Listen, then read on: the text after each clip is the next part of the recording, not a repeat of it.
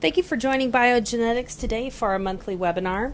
We have Dr. Brad Watts talking to us on oats testing and DNA, blending the best science for your patients.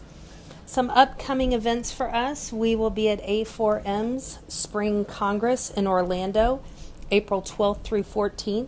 Come by and see us, as well as NANP in Monterey, California, April 19th through 21st. Our product of the month for March is Omega-3. You buy 5, you get 1 free. If you're ordering online, use coupon code WEBAPRIL10, WEBAPRIL10, all caps, and that'll get you 10% off your order, as well as the 5+1. Here we go, Dr. Watts. Hey, what's up, everybody? This is Dr. Brad Watts, and welcome to the Biogenetics event for March. Something that I am entitling Next Gen FM. And the goal of today is to expose you to some information that you weren't going to find otherwise, and then ultimately encourage you to branch out in your practice, both from an intellectual standpoint, but then also from a standpoint of what kind of cases you're willing to take on. And so hopefully today's information points you in the right direction in a way that you find inspiring. That's the goal. So anyway, welcome to Next Gen FM. So as we get started, here is obviously our disclaimer that you get every single time. So go ahead and read that. What I want to do today is I want to stimulate epic steps in the right direction, epic steps forward for functional medicine practices all over the country. And what we're going to do is we're going to tie what, again, I consider next generation diagnostics to original functional medicine diagnostics. And I know some of you are not going to be familiar with the original functional medicine diagnostics, but I'm going to expose you to those today, and I'm just excited about it. So anyway, we're going to have analysis strategies. That's what I want you to pick up, is the way that I analyze a patient case utilizing these two different types of diagnostics and braid them together. So we're not looking for cookie cutter protocols. We're looking for doctors that can get into the mix, be comfortable in the mix, and find their way out. So that's the goal. So for all of you biogenetics veterans, make sure you grab a pen and a piece of paper and you write this information down today. I want to make sure that you let me know when we're done here as well what you found valuable. So shoot me an email, brad@biogenetics.com. What you found as the most valuable, that would be awesome. So, all right, let's get to it. Every year I have goals for myself in practice and goals for myself in learning, and I want to share with you here something that I think would be interesting for functional medicine providers to adopt. Where would functional medicine be at the end of 2018 if we all adopted a similar mantra or a similar goal? And so the goal is this: get clinical knowledge this year. Expand your clinical knowledge so you can expand your clinical offerings. And one of the things I want to highlight here, and this is super critical, is making sure that as you get clinical knowledge in 2018, that you let this be the year you also get clinical resourcefulness. Clinical resourcefulness is different than knowledge. It's something that makes your knowledge powerful. And I want to make sure that if you get nothing else out of today, it's this: learn how to be resourceful. The information I'm going to show you how to walk through, you don't have to memorize everything like a rote book. You don't have to have it on the inside. You have to know how to work it, right? And there's a huge difference there. So become resourceful. Be a master at collecting information. And so if you can do that in 2018, you are going to expand your ability to help people in ways that are just going to shock your patients in the future here. So, all right. So anyway, that's my little nugget of wisdom for the day today. Get resourcefulness in all of your getting this year. So what we're going to talk about today is something that I consider to be hidden information in functional medicine. Now, information is never really hidden, all right? It's hidden from our consciousness, but it's not really hidden like nobody has access to it. And what we're going to talk about today was the promise of the 90s, as we started with this Human Genome Project in the 90s. And you have all of the United States government funding all of this stuff. And the dream is that someday we're going to live in a world where everybody's healthcare is 100% personalized based off of their genetic profile. The food you eat, the pills you take, the exercise you participate in, is all going to be 100% customized based off of your DNA. And that was the goal of funding this Human Genome Project. That was like the dream of the 90s. And here we are 20 years later, and the question is if you stop and look around, is healthcare customized? Like that Human Genome Project was done in 2003. That's when it wrapped up. Right now, yes, we're still exploring and we get new information every year, but the Human Genome Project itself that was trying to deliver on this promise of personalized healthcare was done in 2003. And here we are, all right, not quite 20 years later from the end of the project, right? But here we are 20 years later from when the research was in full swing. What in the world are we living in a place where everybody has 100% customized healthcare based off of their genetic information? No, absolutely not. Absolutely not. Now, there are those of us that are striving for that on a daily basis, but if we have to look at it from a DNA perspective, we are not there yet. And it's not for lack of information, right? The information is all there. All of the information required for this promise of personalized healthcare to become a reality is there. However, it's still hidden from the consciousness of consumers, and that's what I want to talk about here today, is how do we unpack this and utilize it in a way that makes sense to people. And so the information is now hidden in plain sight. It's all there, right? It's all there. And what we're going to do today is we're going to link an original functional medicine test called the organic acid testing. We're going to link that with DNA extrapolation today. And what I hope you get out of this is an opportunity to apply the ability to be resourceful within the science here of functional medicine to your most extreme, most difficult cases, the cases that make you scratch your head, the ones that keep you up at night, the ones that make you go, I don't know, go see this person. Okay, I want to make sure that you're able to see how to untangle all of the information that's just a tangled mess. So how many of you have ever heard the statement from a patient, well, I guess that's just my DNA, or it's in my DNA? Why do you have diabetes? Why do you have an autoimmune condition? Why do you have obesity? Why do you have fill in the blank? Well, it's in my DNA. And what they're saying when they say it's in my DNA is they're saying, there's nothing I can do about it, doctor, right? There's nothing we can do. It's just the way that it is. It's the puzzle pieces I've been dealt.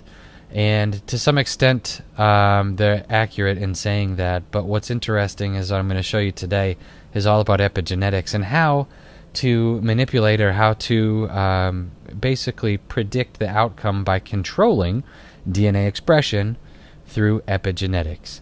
And epigenetics are where it's at. So it's in my DNA is a statement, but is no longer the white flag for your patients. So don't let them get away with that is the point. All right, so organic acid testing and DNA extrapolation. At the end of this, we're going to build a case together, and I'm going to show you how it works putting these two things together. So first of all, though, we're going to learn about organic acids. For those of you that have never run an organic acid panel, have never even heard of organic acid testing, this is functional medicine at its most basic, in my opinion, and very cool, by the way. So organic products of metabolism excreted in the urine, that's what organic acids are, right? So metabolism, if we can just define it here for all of us so we're speaking the same language, the sum of all chemical reactions the body builds new molecules and breaks down molecules for waste elimination and energy transfer. And so remember that energy production is a misnomer. Energy can't be produced or destroyed, it can just be transferred. And so organic acids are organic products of metabolism. So it's basically like the exhaust, if you want to think of it that way, of metabolism. Most commonly measured organic acids are most commonly measured in the urine, as they are not readily reabsorbed in the kidney tubules. So that means that they are prevalent in the urine. So when we look at urine concentrations, they're often 100-fold of what you would find in the blood, which is an important distinction so that people are talking the correct language with the correct verbiage here. There are over 1,000 different organic acids that have been found in the urine, and we're not going to measure all 1,000 of them, okay? That would be a little intense. But what we have are labs that have been able to pull out 50, 60, 75 different organic acids that apply to basic human physiology and things that we can impact as we go through care with patients. So organic acid testing allows us to provide an accurate evaluation, first and foremost, of intestinal yeast and bacteria. This is cool, all right? So you're not actually measuring the cultured concentrations here of yeast and bacteria, but what we are doing is we're measuring the byproducts of them, the waste products of them in the urine. And so that's how you can measure what's going on in the intestines through a urine sample, right? So explain it to your patients. If you want to know what's going on inside of the engine of your pickup truck, right? What do? You can measure the exhaust and you can see what's going on in the engine. You don't have to actually open up the hood. Same thing here. We don't have to dig into the colon. One of the things that allows you to do is we can actually look at the byproducts of these yeast and bacteria. And it's pretty fun. So I've been doing this for quite a few years with organic acid testing, and the things you find, it never ceases to amaze me as an FM provider. So, all right. These levels of the gas-off products or the byproducts of yeast and bacteria are often abnormally elevated because of situations, well, more importantly, they're elevated in... These are more...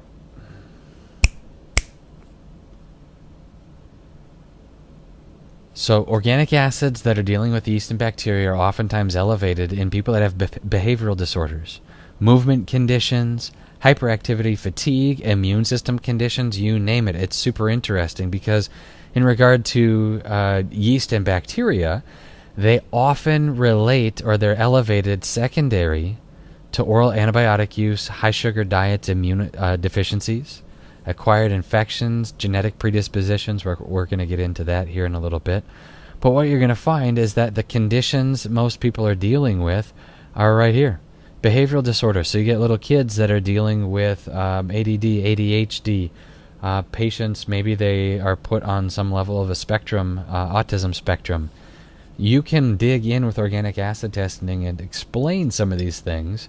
And obviously, if you can explain it, then you can target it with your treatment, and you can begin to point the patients in the right direction and allow that power that heals the edges of a cut together in their body, allow that power to heal some of these other more peripheral things that people are dealing with. And so anyway, what we're looking at is that the yeast and bacterial markers can be skewed. So we can have different concentrations of yeast and bacteria in the intestines because of oral antibiotic use. Now, we know that inherently as healthcare providers, but to actually be able to look at it on paper and say, yes, here's what it's causing, that's super powerful. Okay? The food people eat, their sugar in their diets, etc., super cool. Immune system issues as it relates to genetics, again, that is super important. Now, in addition to yeast and fungus, organic acid testing allows us also to look at things like vitamin and mineral levels. You can look at oxidative stress, so what's the reactive oxygen species situation like in their body? Are they cleaning everything out? Or is their body going to be down-regulating metabolism because of oxidative stress? That's super important as well. So if you see somebody here that I show you these tests in a few moments, if you see somebody that has decreased ability to, or decreased mitochondrial function, let's put it that way, what's taking place in their body then on a blood chemistry? If they have decreased mitochondrial function, you can end up in a spot where their blood sugar values go up, right? Their body weight goes up. Their reactive oxygen species levels, they go up. Their free radical production goes up. You can see that on an organic acid test. It's so cool. Neurotransmitter metabolite levels, obviously we're not measuring neurotransmitters in CSF, cerebrospinal fluid. However, we are looking at their the products of their metabolism. Okay, so it's not a direct correlation; it's a reflection. Oxalates, so we're talking about people that are dealing with diffuse pain syndromes, fibromyalgia, etc. We can measure the oxalate concentrations through organic acid testing. I like it. There are so many layers of application with organic acid testing that I'm going to encourage you. I have a note here. In 2018, there's a seminar that Biogenetics is sponsoring with the Great Plains Laboratory, where the Great Plains Laboratory is going to be teaching in Denver an organic acid testing seminar. And continuing education credits, yes, I would just make sure that you reach out to either the Great Plains Laboratory for that information or to Biogenetics, and we can get you plugged in there as well. So anyway, super cool. If you don't know any of the stuff that I just mentioned here, or you want to bone up on your skills, make sure that you are at that Great Plains Laboratory seminar. It is going to be cool. So this, ladies and gentlemen, for those of you that have never seen an organic acid test, is a printout of what an organic acid test would look like. And to the untrained eye, it's just a bunch of random numbers here and acids listed. However, what I want to do is explain how we look at these things so that we can apply this to a patient case here in a moment. So what we have, basically, reference range here in the middle, patient value, and then it gets flagged with an H as high if the patient is skewed outside the laboratory range. Now, these are all acids, organic acids, so let's start with something like citramalic acid. And the reference range is less than or equal to 3.6. And what we're looking at here are how we basically would calculate this. So these yellow and orange bars are considered the first standard deviation. Right here in the middle is the midline, where we're looking at first standard deviation on either side of the median. Okay? And when we look at this, we want to make sure that you understand the patient is in the little white diamond here. And their value for this one, hydroxymethyl-2-furoic acid, is in the first standard deviation. If we're outside of the first standard deviation, we can actually get into the second standard deviation, which is right here, this black line with the black end plate, and then into the third standard deviation, which would be outside of these parameters as well. Now, citramalic acid 3.6 is actually right here in the end of the second standard deviation. So that's the high side, or the ceiling, for the second standard deviation. Now, when we're talking about patient values, ideally we're in the first standard deviation. The laboratory is not going to flag them as elevated until they are outside of the second standard deviation. So hopefully that makes sense. Okay. Now, what's taking place here with citramalic acid, we look at the laboratory range. 3.6 or less is what we're aiming for. Patient is at 19. So clearly, we are at 5 times the laboratory value. Okay, 5 times the lab value, which is not going to be helpful for this patient. So this is going to get flagged. By the way, this is from the Great Plains Laboratory, and so all of their tests have interpretations in the back for the practitioner and for the patient. So it'll say numbers 1 through 9, here's what you're looking at, here's what it's telling you, here's what you should do. Okay? So super cool with the interpretation. I want to merely show you how to read these things so that you can sit down in front of a patient and then explain it with some level of intelligence that you're confident in. Okay? So anyway, let's go down here to numbers 5, 6, and 7. When we look at these values, again, these are all organic acids like tartaric acid, arabinose, and we are outside of the second standard deviation here. Some of these are pretty elevated. Pretty elevated indeed, all right, like this one here, tartaric acid. When we look at these, what we're actually seeing is the exhaust of a very large amount of yeast and fungus. In this instance here with arabinose, we're looking at something called candida. We're looking at the exhaust of it. So if the exhaust is present in a very high amount, that means that the actual concentration of the biological situation is present, right? So the biology of yeast is very high in this patient, right? This is so cool because in a typical stool test, what you're looking at is a colonic health, right? In a typical stool test, you're looking at what's in the colon, not necessarily what's in the small intestines. This, you get the full picture because you're looking at the exhaust, right? So this is cool. We're not looking for culture, we're looking for exhaust. Right, so as you get into the next layer then here with bacterial markers, we're looking at numbers 10 through 14. Let's go down to number 13, 4-hydroxyepiric acid. All right, again, looking at the laboratory range here, if I can find the cursor. Looking at the laboratory range, 0.79 to 17, and we're at 35, so we're well above the midline of that lab, well above it, right?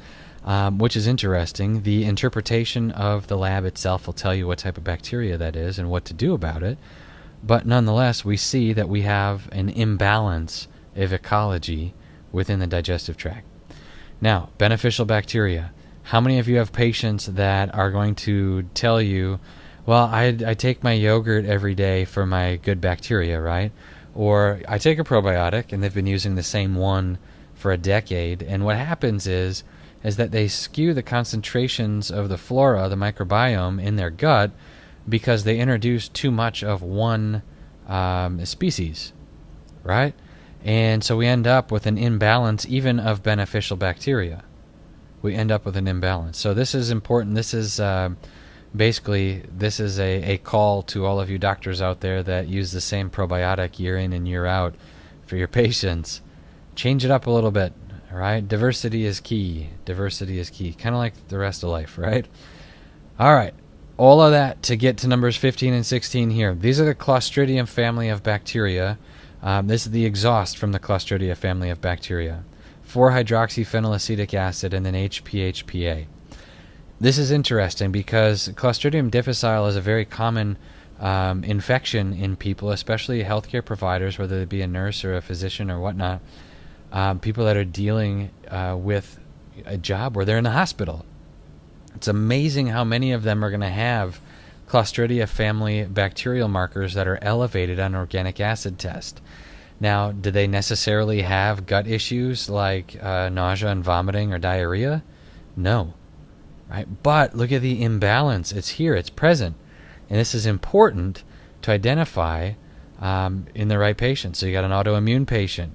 Does it matter if they have gut symptoms? No. Do you want this cleaned up?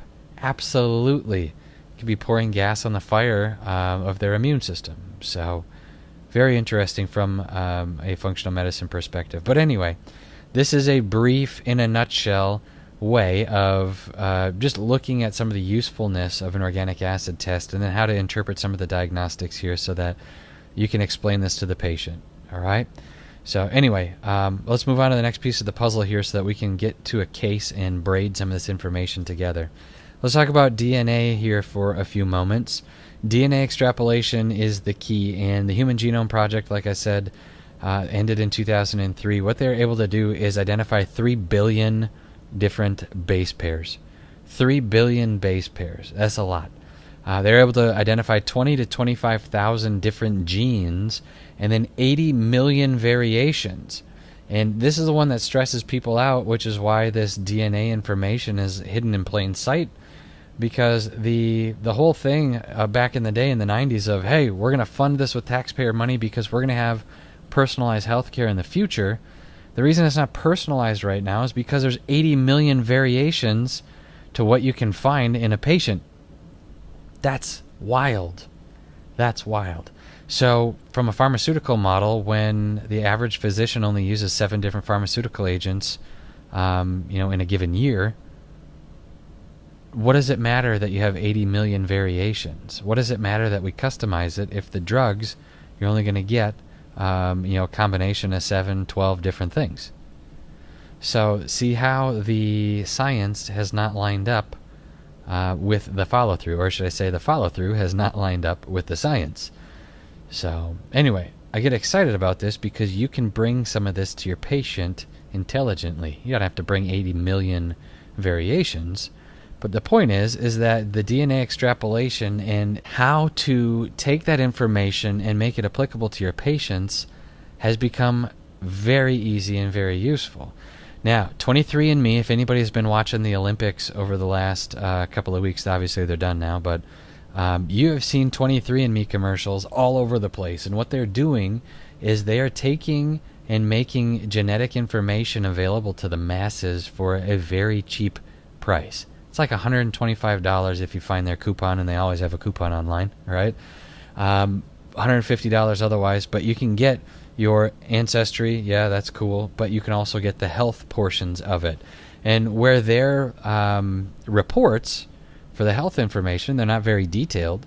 But what you can do is you can download a raw data file where it gives you just the genetic base codes, and you could submit it to a software called Stratagene, which is what I'm going to show you here today. And Stratagene for $45 is going to give you what I think are almost unbelievable printouts of metabolism pathways, metabolic pathways. The biochemistry is super cool, okay? So the website for the Stratagene report here is done by Dr. Lynch, and I have a link for you. If you're going to spend money on your education this year, this would be one place that I would do so. So very cool, all right? So what we're going to do is we're going to blend information now from the organic acid testing, 23andMe, and Stratagene, all right? Now, again, I'm not trying to make this complicated. I'm trying to make this, you don't have to memorize any of this stuff. You just have to know where to find it. That's the cool part, right? You need to be resourceful. You don't need to be like a book of information. You just need to know where to find it. And so 23andme.com, Stratagene report. Most patients have heard about 23andme.com, which is cool. When they come in to your clinic, ask them, have you ever done a 23andMe test? If they say yes, have them get the genetic information for you, and you submit it to Stratagene under a code name, all right, a different name for your patients. And what's awesome is that you will have so much information on them that they're not going to be able to help but get better. So it's pretty cool. All right, so this is a sample of a Stratagene report that I wanted to do for you here through Dr. Lynch's programming. And again, just as a heads up, any genetic test that you do for a patient, I want you to make sure that you always change the name when you submit the genetic data. You don't ever want genetic data out on the internet with the patient's actual name. And I have a couple opinions on that, but you never know where the government's going to go, okay?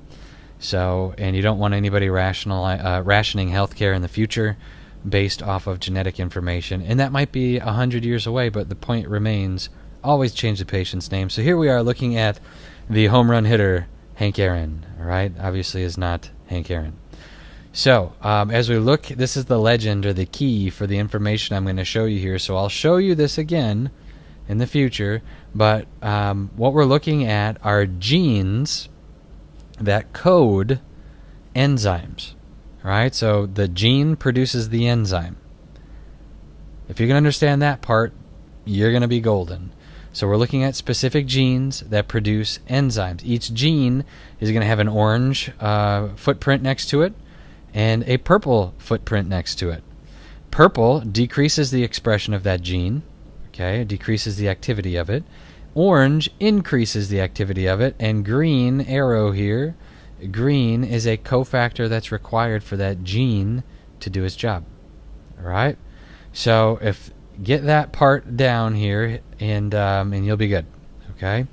Now, when we look at the actual genes on the biochemical pathways here, the genes are going to be coded with a blue line, which is there's no SNP data, so single nucleotide polymorphism means a change, a genetic change, or a genetic polymorphism to the gene. Okay. If there's a genetic mutation, it's going to get coded as green, yellow, or red. Green is not going to have any informational activity applications for us. Yellow is heterozygous, so you're going to have a single copy on the gene. And red is homozygous, which means we're going to have a double genetic change. All right, so these are genetic mutations of a gene that we're looking for. Okay, so get that down. Yellow and red are the ones we're going to be consumed with here as we go. The information that comes out of these tests for Stratagene is going to be looking like this. It's going to give you 2 pages. I just included one here for you, but it's going to give you 2 pages of genes, right? Genes, and it's going to tell you which ones have heterozygous or homozygous genetic mutations. You don't need to know any of this stuff. You just need to know where to find it. Now, this patient, look at all these genetic mutations that this patient has. This is interesting because I'm going to go through this patient case with you in a minute, and it's going to make a lot of sense where you go, oh, things that are actually genetic versus, things that stop eating corn, right, or whatever. dietary recommendations. So this is really cool. Strategy and report then gives you biochemical pathways with these genes laid out. So here's a heterozygous genetic mutation in the MTHFR gene. And if you've been following along on any biogenetics webinars in the past, MTHFR genetic mutation impedes a patient's ability to basically oxidize folate. And if you can't oxidize folate, you can't produce ATP appropriately, regulate blood pressure, methylation, all this other kind of stuff. Okay? So again, with all of these biochemical pathways that I want to expose you to today, you don't need to memorize any of these things at all. You do not need to commit this to memory. You just need to know how to work it like a map. All right? Like if you go into the middle of South America on a vacation and you're looking at a map, you don't memorize the map, you just figure out the lay of the land, and then you learn how to work it, okay? Same thing with all of these biochemical pathways. Unless you want the headache, go ahead and memorize it, have at it. But otherwise, you just need to learn how to use it like a map, okay? So this information here, all right, is being extrapolated and put into these biochemistry pathways for you that give you the opportunity then to sit down and figure out, why is this patient having symptoms? What are the different roadblocks on this map, and how do we get around them? All right?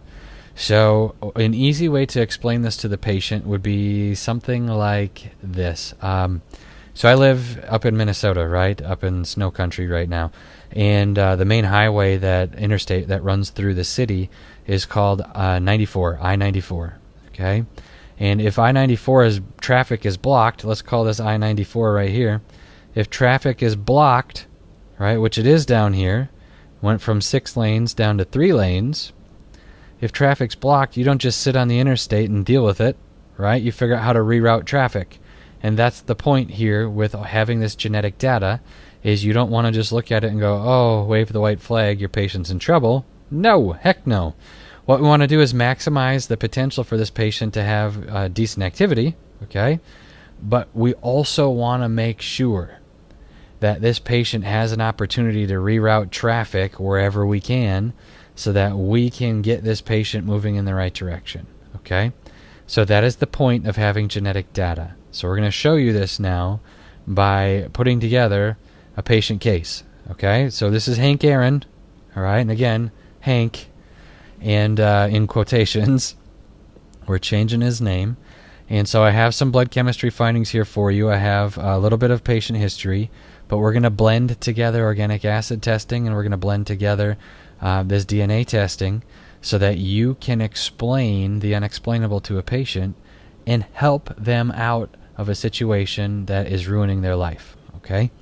So we have a 43-year-old Hank. He's 5'9", 234 pounds. All right, and he's a white guy. I'll just say that as well. So if you can kind of put together some background and history, Northern European descent, and that's what you get. All right. So overweight, high blood pressure, fatigue. These are his symptoms. All right, diagnosis and symptoms. Insomnia. He actually has been diagnosed with insomnia. Clinical depression, IBS, and rectal itching. All right. So he's on lisinopril and atenolol for his blood pressure, Prozac dealing with the depression, and Ambien for the insomnia. Uses cortisone cream for the rectal itching as well. So that's just over the counter. Blood chemistry findings that I'll give to you here as well that we found. Clinically speaking, homocysteine was elevated far above the laboratory range. His CRP, C-reactive protein, was elevated far above the laboratory range. And filtration rate of the kidneys is decreased. His creatinine value is also elevated. Transaminases, AST, ALT, GGT, all of those elevated, all right, along with lipids. So fatty liver changes are what we're seeing here as well. So this is Hank, and Hank is a typical patient. You find a lot of Hanks, especially in the Midwest, especially in the South, the southern part of the United States. And so Hank is a guy that would just walk into your clinic and say, hey, I need help. I'm not into this medication. I can't keep taking Ambien. I'm wrecked. I need a pot of coffee to get up in the morning. And Ambien doesn't wear off until noon. And, and then I'm back at it once again. I got to take Ambien when I get home for dinner. So the point is that we want to make sure that we can help Hank. So how do we help him? All right? How do we help him? Hank did a 23andMe. Okay, he found it online, and he did it, and he wanted to figure out that he was 70% Swedish and whatever, right? So what we're doing with Hank, we find that in the clinical history. Say, Hank, you need to download your raw data file and email it to me, and I'm going to submit it to a software that is going to extrapolate that information so we can actually figure out what in the world is going on with you. Okay, and in addition to the blood chemistry findings and the DNA findings, Hank, I want you to urinate in the cup here, send it to the lab, we're going to get an organic acid panel, and here we are. So with all that information, we're looking at Hank's organic acid test that we actually went through a couple of moments ago. So just the highlights here again. We have an overabundance of yeast in this gentleman's body, likely in the small intestine, highly likely. He doesn't have any skin lesions that are showing it. He doesn't have thrush in the mouth. Okay, so we're going to consider that this is likely in the small intestine. And it's a lot, by the way. This is an extreme amount. And is it possibly contributing to the rectal itching? Yes, possibly. Is it possibly contributing to the IBS? Yes, possibly. His beneficial flora values are off the charts here. Hank does a yogurt every day, the probiotic yogurt, right? The kind that they make and then put the culture in afterwards. Not the traditional way of getting it, I would imagine. But anyway, he's not actually taking a probiotic in a capsule form. This is just yogurt. And so is he going to have to stop that? Or switch? At least switch brands, right? Absolutely. He's going to have to do that. Hank also has the Clostridium family of bacteria here showing up in quite a hefty amount as well. Well over double the amount of what we're looking for. And not just a single strain like C. diff, right? His 4-cresol values down here that are looking at C. diff are actually within the normal laboratory range. So he probably doesn't have Clostridium difficile. He probably has one of its cousins, and that's what we're looking at here. So some level, some layering of antibacterial support is going to have to happen for this gentleman in the long run. All right, so yeast, bacterial support. All right.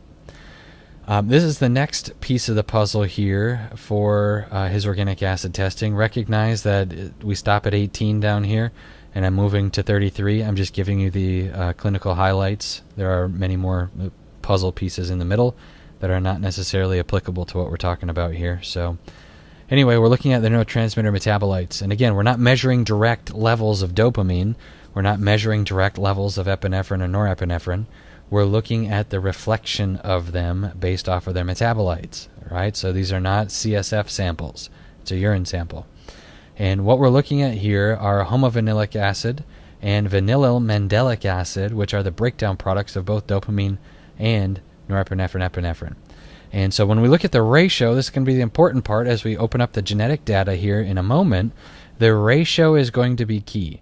Now, if you look at a patient's ratio and it's skewed, very rarely is it because one of them is being overproduced. Very rarely. Usually it's because one of them is being underproduced. And if it's being underproduced, the question is it being underproduced or is it being undermetabolized? Okay? Is it being underproduced or is it being undermetabolized? So this is where symptoms start to come into play here. All right.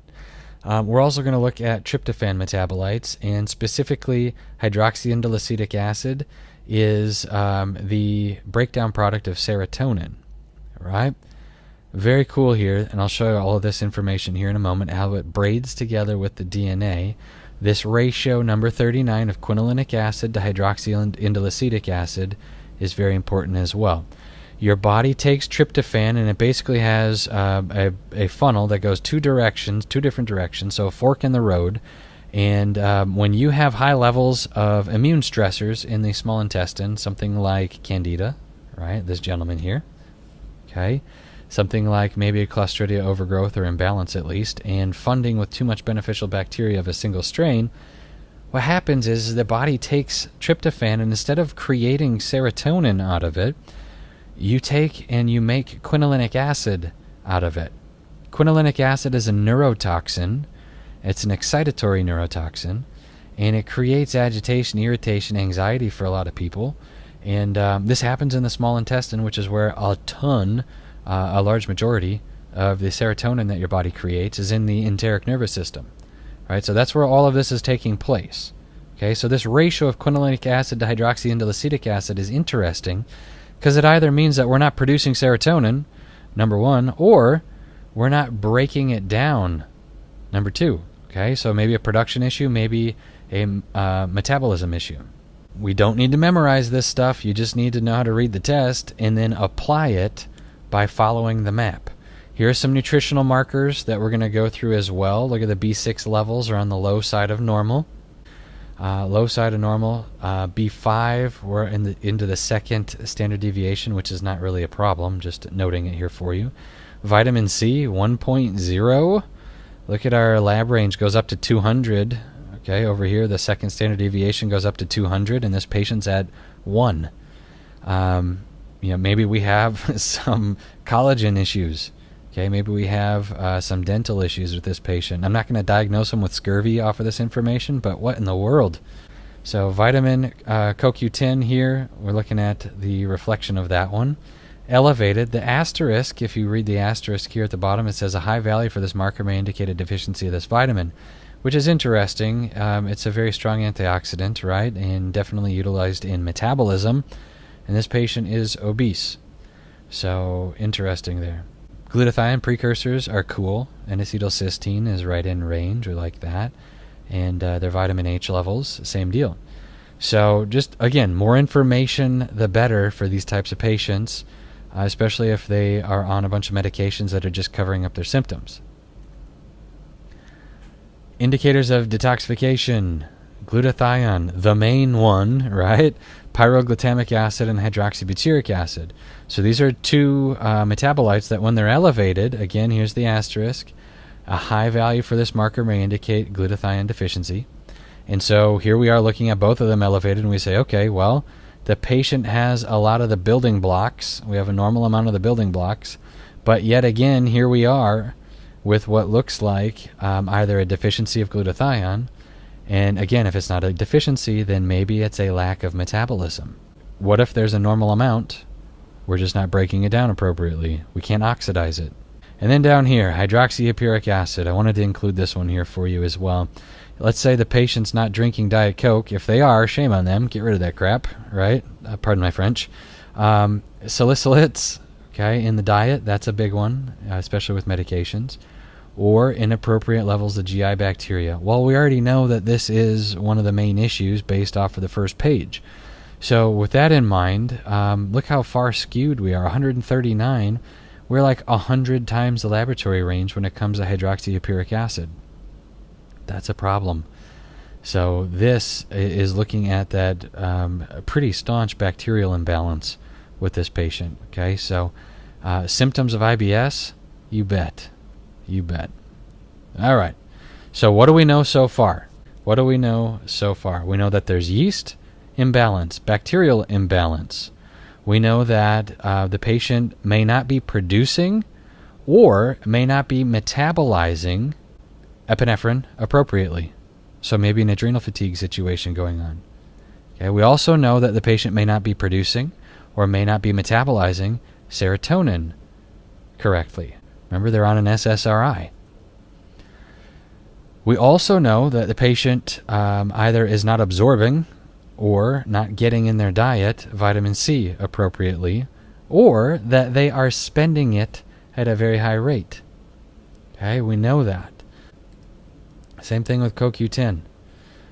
Same thing with glutathione. Either we're not creating glutathione appropriately, either we're not taking enough glutathione, or maybe we're not breaking it up into its metabolites. So meaning, what if all the glutathione the patient's taking isn't helping them because they can't metabolize it?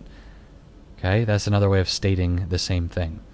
So what kind of symptoms would we be dealing with if that were the case? All right, inappropriate detoxification. So fatty liver changes, number one. Obesity, yes. Patient fatigue, absolutely. Insomnia, absolutely. So this test is a treasure trove of information for this patient that explains a lot of their symptomology so far. But it's not about just explaining the symptomology. It's about how do you actually take it now, braid it together with the rest of the findings. So insomnia, depression, IBS, rectal itching. One thing we didn't explain was high blood pressure yet. Okay? But some of the things we found can at least contribute to these other diagnoses and symptoms. At least contribute to them. And again, kind of cheated because you have their medication list sitting in front of us here, and that should give us some of the metabolism pathways as well, the metabolic pathways that are either blocked or downregulated. All right, so what else do we have on the list that we need to explain here? We still need to explain the homocysteine, the CRP, the kidney situation. We still need to be able to explain all of those. And we'd like more information on the fatty liver changes other than just the patient isn't detoxing appropriately. So, again, just going to recap here because this is a ton of information today on how to build and work up a patient case. But I'm excited to deliver it to you because you don't need to memorize any of this. You just need to be resourceful. And so one of the ways to be resourceful, I'll just tell you, download the files on this stuff. Like anytime you go to a seminar, I was just in Las Vegas at a seminar, same thing, okay? Anytime you go to a seminar, you don't need to memorize all the information the doctor's giving you. In fact, don't take notes unless there's like a clinical pearl, right? What you do is you get everything in a PDF, and you load the PDF into your computer, and when you want to know information on something, you go to the little search function, and you type in that keyword, and it'll show you all the different slides that the presenter had with that word on there. So that's how you create resourcefulness, because now your brain, you don't have to wedge it into your brain, you just have to be good at searching. So that's what I'm going to tell you to do with this as well. So all of this information that we just got here gives us the ability to come back to later by searching, okay? So be resourceful. So here we are, refocus on Hank and what we're working on here, because remember, it's not about the problem, it's about Hank. And this is what we're going to look at. So the list of all of the different genes and the genetic SNPs, the SNPs, the genetic mutations that I showed you previously was for Hank. What I'm going to show you now are different biochemical pathways where this patient has a genetic mutation, and we're going to figure out how do we help their symptoms improve by their condition getting better, all right? How do we get there? By actually rerouting traffic, by actually solving it with this information, okay? So this is the folate cycle. Read the paragraph later if you like, but you need folate to create ATP. We need folate in order to build DNA. We need folate in order to methylate, okay? Methylate, where have we heard that term before? With homocysteine, okay? Homocysteine being vasoconstrictive and vasospasmodic. We need to methylate that through the liver in order for that to go away. And can we connect that to this patient's blood pressure? All right, so this is the folate cycle, and here we are with some genetic mutation. So this would be a heterozygous mutation, it's yellow, and one at the bottom, MTHFR. This is the main one that we're talking about here. So if we can't methylate appropriately, that could explain the homocysteine situation, the patient's decrease in methylation ability. And I will submit to you that I think this one was, they actually chart it for you. I think this one was 35% decreased in methylation activity, right? So homocysteine starts to build up. Homocysteine also stresses out the kidneys. So the EGFR and the creatinine values that we found on the blood chemistry could also be related to this MTHFR genetic mutation, and thereby homocysteine hanging out. So if we find this genetic mutation here, all right, if we find this genetic mutation and we say, all right, maybe that's related to the homocysteine situation, is it also related to the CRP? Possibly. Okay, is it related to the kidneys? Yeah, highly likely. Homocysteine and kidney disease go hand in hand, right? So that's interesting. So the genetic mutation, MTHFR. So what that basically means is that this patient cannot take folic acid. Okay, we cannot use folic acid with this patient. It's going to be gas on a fire for this patient. Folic acid is. Okay, they need methylated folate. Why? Because they have a decreased ability to methylate. methylated folate. So this is important for this patient. Is it going to help their homocysteine go down? Likely, we're going to support their body's ability to process it more effectively. Is it going to help their kidneys improve? Highly likely. Okay, highly likely. Is it going to help their blood pressure go down? Absolutely, as we support the body's natural ability to do so. All right, so let's go to the next one here. This is the methionine cycle, and these biochemical pathways get more and more convoluted as we go. Okay, so don't stress out with the information. It's just a roadmap. Remember, you have the key. Orange makes it stronger, purple makes it worse, and we need the cofactors in order to make these enzymes work appropriately. Okay, so look at this. Here's homocysteine. Here's homocysteine. And if we follow homocysteine around the methionine cycle here, we're looking at what we would consider to be a methylation pathway. And this patient has an MTRR genetic mutation, which means cobalamin, this is our B12 pathway, cobalamin does not get methylated. Okay, so what this means is that this patient should not take a cyanocobalamin. This patient should not take any cobalamin that's not methylated. So we need a methyl B12, like BioGmax B12. We need a methyl B12. Why? He cannot process it. All right, he cannot methylate B12. If we can't methylate B12, we're going to have a truckload of homocysteine because there's going to be no methyl donors. All right, and remember, his methylation ability is decreased because of the MTHFR situation. So now we're explaining this patient's diagnostic situation in great detail, right? Instead of giving the patient $45 of pills every day and be like, I don't know, maybe you should add a third blood pressure medication in. I don't know, maybe you should add another SSRI in here, like another antidepressant medication. Why? What's going, like, we're just covering up these symptoms unless we know this information. But now that we see he can't methylate B12 and we cannot process homocysteine out of the body, we need to be able to facilitate these things, okay? This is super cool. So all of these pathways connect to each other, by the way. They all connect to each other. So read about the methionine cycle later on. Better yet, get a 23andMe test, get an organic acid test, and then submit the 23andMe to Strategene for yourself and get this information on your own body. It's pretty awesome. Okay? So we're explaining high blood pressure now. We're explaining homocysteine. We're explaining the EGFR. This is really cool. Really cool. So we're back to Hank here and just run our checklist and make sure that we can go through these genetic pathways without being overwhelmed. Now, here's our next one. This is a detoxification pathway, or something that we would call the transsulfuration pathway.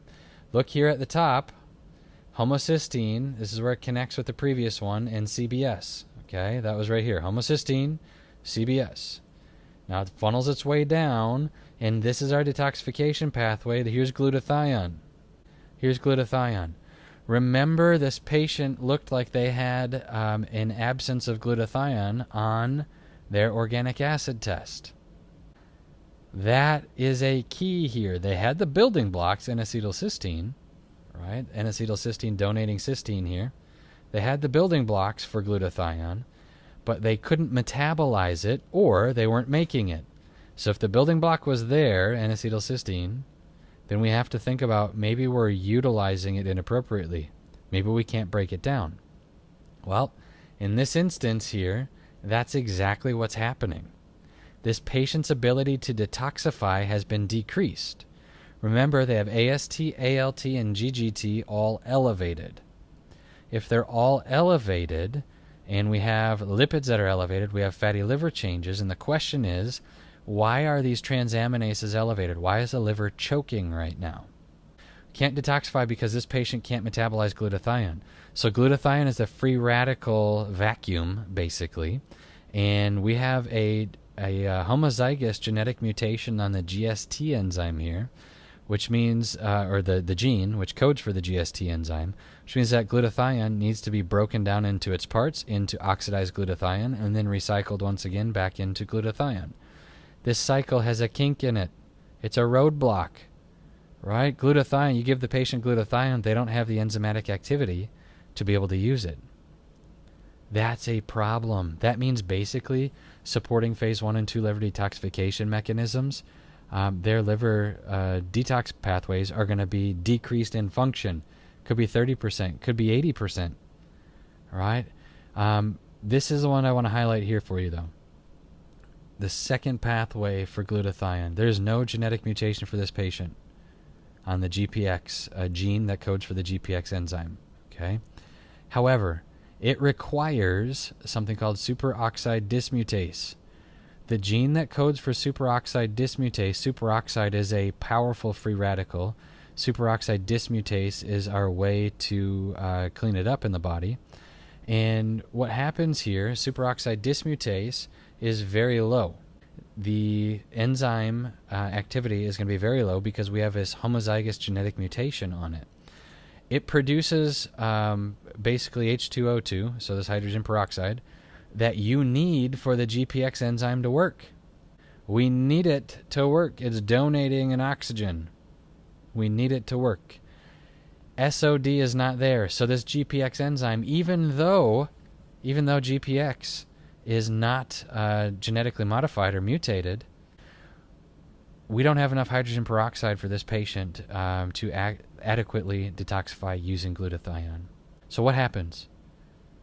What happens if we can't clean up reactive oxygen species? Mitochondria slow down. What happens when mitochondria slow down? Body weight's going to go up because the patient's intake of food didn't necessarily slow down. Our ATP production is going to go away. It's going to chill out. Right? We're going to start having symptoms because we're not metabolizing, we're not processing through phase 1, 2, and 3 liver detoxification mechanisms using glutathione. Right? And so the patient starts to store toxicity in the body. CRP starts to go up. We start to get a prevalence. I couldn't come up with that word there for you. We start to get a prevalence of inappropriate yeast and bacteria in the gut. Right? And here we are. This patient is slowly dying, ever so slowly. All right, slowly dying because we don't have the proper enzymatic activity at the liver level here. Okay, this is amazing. This information that you can't find otherwise. Right? Absolutely stunning. So what I want to do with this is we're going to go back to our home base. I'm going to talk about Hank here again. Okay? So Hank can't detoxify. AST, ALT, and GGT are all elevated. Why is GGT elevated? Okay, follow glutathione pathway here. Right down here. Exported from the cell, glutathione. This is GGT. This is the same GGT as on a blood chemistry. Right? GGT is elevated. Why is GGT elevated? Because the ability to process glutathione has been blocked. So the patient is funneling it out. All right? Funneling it out. Here we are, not able to use it. GGT elevations go up and funnels back to the top here to make more glutathione. It's stunning. This is amazing. Okay? This is amazing. This is functional medicine on steroids here. This is like next-gen functional medicine. And it is so cool to be able to look at this stuff for your patients, because if this is my patient, what would I do to this guy in the first and foremost? Probably load him up on a ton of glutathione. But not now that I see this. What does he need? Superoxide dismutase and the cofactors that you'll see here, like selenium. All right, better utilization of oxygen. What if the guy has sleep apnea? Then he's really in a world of hurt. And so anyway, just making notes as we go through the process here. Okay, so hopefully this isn't overwhelming to everybody. It gets kind of convoluted when you look at everything at once, but I want you to see the steps of being resourceful here. All right, so we're back to the home base. So the information that we have on him now is that he cannot methylate. We cannot create a methylated cobalamin, by the way. So the B12 situation. We can't methylate because of the MTHFR situation. It's decreased. It's not blocked totally. It's just decreased. And now we see that the liver detoxification pathways, or the transsulfuration pathway, as it's labeled, is decreased as well. Super interesting. Okay, super interesting. So, all right. This is the one. This is something called biopterin. I did a podcast the other day on the Nutrition Hero podcast. If you're not listening to that, do it. But the Biopterin pathway, and this is the one that I want to show you here. First of all, what do? We're not going to look at each piece of this, but we're going to look for the genetic mutations. Endothelial nitric oxide synthase. That one sounds important, right? COMT. That sounds important, especially when you look at where it's coming from. Dopamine, epinephrine. Okay, these are things that we looked at on our organic acid test, the HVA to VMA ratio, if you remember. So that means that HVA and VMA must be on this chart somewhere. So let's find those first and foremost. Here's dopamine, HVA, right here. All right, it's a dopamine metabolite. VMA at the very bottom, it's an epinephrine metabolite. Okay, epinephrine and norepinephrine metabolite. The enzyme, COMT enzyme, is required to process epinephrine and norepinephrine. Okay, it's required to spend them. This is a homozygous genetic mutation, so this is the bad one, of the enzyme that is going to help metabolize, essentially, epinephrine. That's a problem, okay? So it's not lack of production necessarily, but lack of metabolizing it that is here. So we had a high HVA to VMA ratio, making it look like the patient was overproducing dopamine, all right, and underproducing epinephrine. But what happens here is really interesting. So maybe this turned on a year ago. Maybe this gene turned on when they were 12. Who knows? But what happens is epinephrine now hits the receptor site like a baseball into a baseball glove. Okay, it hits the receptor site, but it's not metabolized because this enzyme has decreased function. And so what happens? The receptor site releases, and the same epinephrine hits the receptor site again, over and over and over, and it creates this resistance situation here. And what happens when you have epinephrine resistance? All right, you start needing stimulants. You start needing the pot of coffee. All right, what happens with the pot of coffee? We get tons of caffeine. What happens with the caffeine? It's vasoconstrictive to a patient that already has a large amount of homocysteine that's also vasoconstrictive.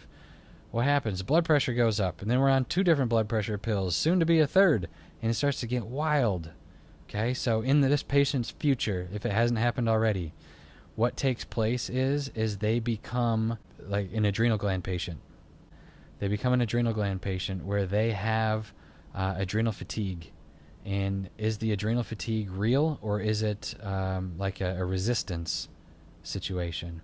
It's very interesting. Okay, so sometimes these people just become numb, right? They've been overstimulated for so long they just are numb. They just look at you and they're hollow, and it's not a good situation. So, but anyway, this is how it happens. Let's go to the middle of the page here. You see ENOS, endothelial nitric oxide synthase. This is really interesting, by the way. We talked about tryptophan being metabolized into quinolinic acid over here, or tryptophan being metabolized into 5-HIAA, hydroxyindoleacetic acid at the bottom. Okay, so that was the serotonin one. And remember, hydroxyindoleacetic acid was low, and the quinolinic acid was normal. So it didn't mean that we were producing too much quinolinic acid. It means that if quinolinic acid is normal and 5-hydroxyindoleacetic acid is low, it means that we're not producing serotonin appropriately. Well, what do we need to produce serotonin? Let's follow the pathway here. 5-HTP, all right, that's familiar to most people. We have 2 enzymes that are coupled together, TPH and ENOS. TPH and ENOS. They're coupled together, and they take tryptophan and arginine, and you get nitric oxide, okay, which is cool. You need nitric oxide for normal blood pressure, etc. And this patient has a single nucleic polymorphism here, a nucleotide polymorphism. They have a single SNP, and it's the ENOS, but it's coupled to TPH, so that tryptophan has no choice but to make quinolinic acid. Okay, tryptophan has no choice to make quinolinic acid. And what makes it worse? Stress. If you'll look up here, stress is going to make that that activity even worse. And just intense here, okay? So, but anyway, these 2 are bound together, and so if we have the rate-limiting enzyme now is ENOS because it's not allowing activity for nitric oxide production, you're not going to get 5-HTP production, which means that serotonin now is going to be low. When serotonin's low, hydroxyindoleacetic acid's low, and you see it. Serotonin also is going to create a little chemical called melatonin. Melatonin is the one that every single patient needs in order for their brain to be in position to sleep at the end of the day. Now, can we explain this patient's medication situation with all of this information in mind? Okay, we're back to Hank's home base here. All right, 43 years old, 5'9", 234 pounds. He's obese, has high blood pressure, fatigue, insomnia, clinical depression, IBS, and rectal itching. By braiding together, let's put it this way, if we just looked at his blood chemistry and his medication history, would we have known what to do for this gentleman? Traditionally, if I was looking at just those two things, I would put him on a metabolic clearing pathway, like support his pathways here, all right? And it would be good. He'd get some value out of it.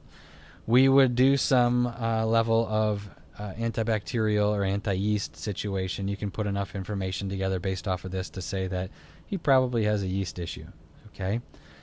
We would do that. His CRP would probably go down because of that. The filtration rate of the kidneys and the homocysteine, I would have suggested maybe he has an MTHFR problem, right? But I don't know that unless we look, okay? But I can extrapolate that information and say maybe it's MTHFR, okay? We'll give him some methylated folate, some methylated B12, and hopefully that homocysteine value goes down. The EGFR, the kidney filtration rate, should go up as the homocysteine goes down. With the fatty liver changes, do we know why their fatty liver changes? Well, not necessarily, other than saying it's genetic. So when Hank shows up, do I give him all of this information at once and just blow his mind? Not really. But what you do is you create a story. All right? You create a story. Kind of like I created a story for you here today. But what you're not going to do is you're not going to tell him the story in such detailed information that his head explodes. What you want to do is you want to give him this story and say, Hank, here's what's going on in your genetic profile. This is what's happening. Okay? See these circles, the yellow and red? That's not good. That's like there's if this is all like a river or traffic, there's a block. Okay? The river's dammed up, or the traffic has gone from 6 lanes to 3 lanes. And he's going to get that, all right? And you're going to show him how to unwind it. You're going to put Hank on some level of a light ketogenic, a mild ketogenic diet, or something paleo if you're going to go for the long play here with him. And what you're going to do is you're going to build follow-through for Hank that's going to make sense for him. Go through the metabolic clearing process on the beginning. Prime the pump for him. The only thing I wouldn't do is I wouldn't give him glutathione in a liposomal format yet, because he is not processing glutathione because of the genetic inactivity. Okay? What we would do with this information is we're going to give him methyl donors in MDS. We're going to give him the methylated B12. We're going to give him vitamin C. Remember, his vitamin C levels are super low. The first step in the Krebs cycle, the citric acid cycle, is making sure that we have citric acid available. BioGmax PC, we're going to give him phosphatidylcholine to support the liver here. One of the reasons why people end up with fatty liver changes is because you need phosphatidylcholine in order to create bile. And when the liver can't create bile with the food or with the phosphatidylcholine out of your diet, you donate hepatocytes, you donate liver cells, you kill liver cells, right? So apoptosis, to create phosphatidylcholine to create bile. And don't kill the liver, just use PC. It makes sense, okay? And then we're going to give them Super G antioxidant. We want to give them the building blocks for the glutathione. We don't want to give them straight glutathione. We want to give them the building blocks, and superoxide dismutase at some point needs to be in there, right? We're going to support the antibacterial and the anti-yeast campaign in the small intestine with microbiocide GI. And we're going to give this patient omega-3 fish oil to see if we can support proper SOD function as well.